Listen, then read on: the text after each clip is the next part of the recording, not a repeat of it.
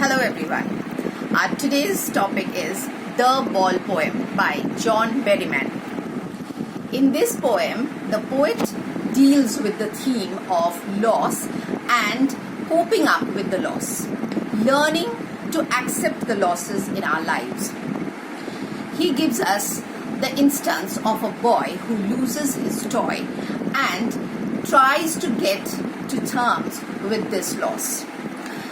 So in this poem, we see that something which is very natural to our lives, that is losses. Losses are a part and parcel of our lives.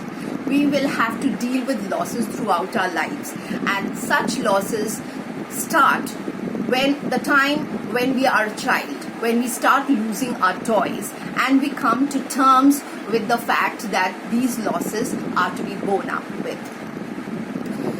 Now the child here loses his ball while playing with it. It goes and falls into the water, and he is near some harbor, so it shows that he's fallen into the sea, and so he cannot retrieve it. And therefore, he thinks that that is the ultimate loss of his life at that moment. It is very natural for us to think that there may be other balls, there is money enough to buy a different toy. But it is not so for that moment, because a toy that he has been playing with has the association of sweet memories, has the association of his youthful days, of his joyous days, and these joyous experiences he is unable to forget.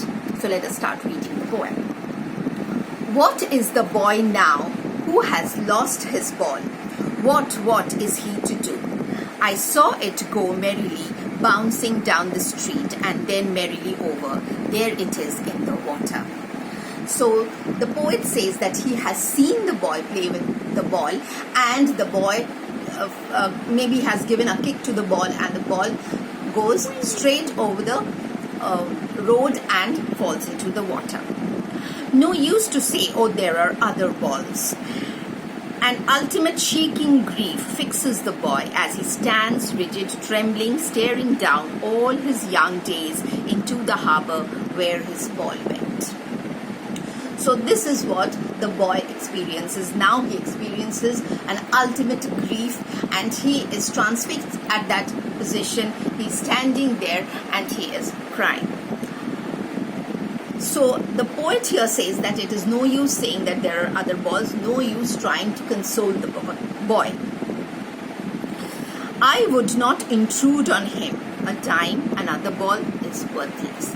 So this is what the poet says, that though he sees the boy suffering because of the loss of his ball, but he will not go to console him. He will not go to buy him a ball or give him some money to buy the ball, because he understands that what the boy is going through now. He has to experience this sadness in order to understand that losses are a part and parcel of life.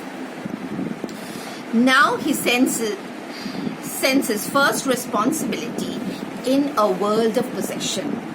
So it is a greater learning that happens to him now. He understands this world. In this world we have a lot of material possessions, and we need to be responsible with our possessions, otherwise we might lose them.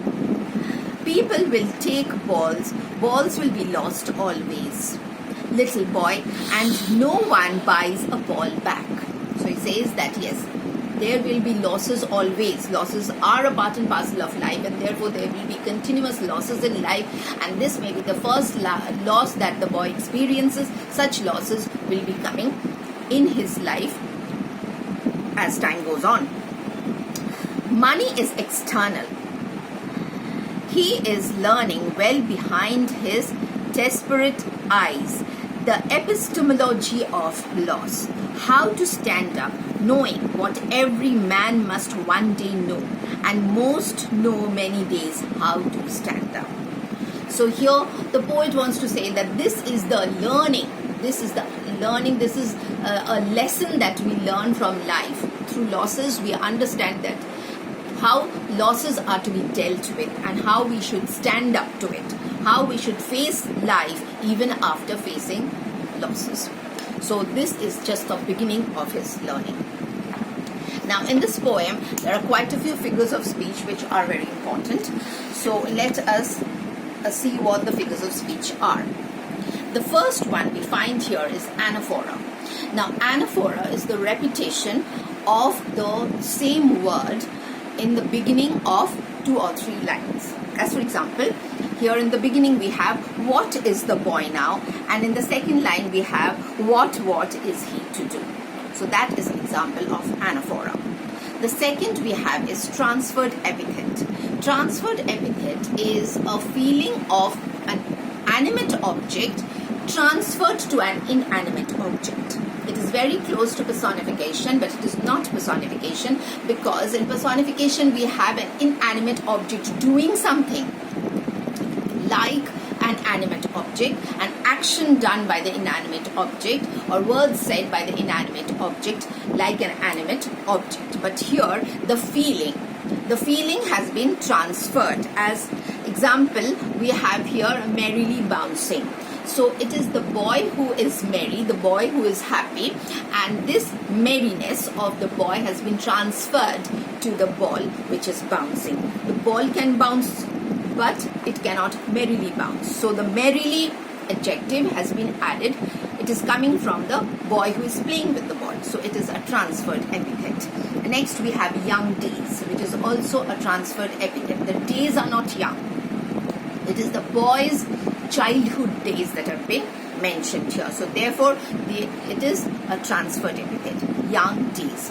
Next we have repetition. Repetition is just a repetition of the same word to give a lyrical touch to the poem. So for example, we have the words merrily being the word merrily has been repeated. We have the word balls also repeated. So that is plain repetition.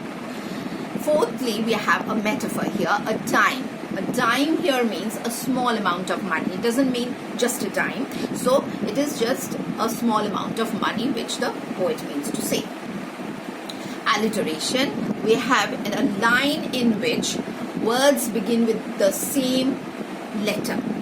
So here alliteration we have in the line, and no one buys a ball back. So buys, ball and back. So here the same letter B has been repeated. So the same letter B has been used to start words in the same line. So therefore this is an example of alliteration. Next we have asyndeton. Asyndeton, A-S-Y-N-D-E-T-O-N. Asyndeton is there's no use of conjunction in a sentence. Like this sentence we have a dime, another ball is worthless. So there should have been conjunction. So a dime or another ball is worthless. So that conjunction or is missing. But it is purposely done by poets to give it a rhythm or a lyrical touch. And here it has been used for poetic purpose. So therefore this is asyndeton.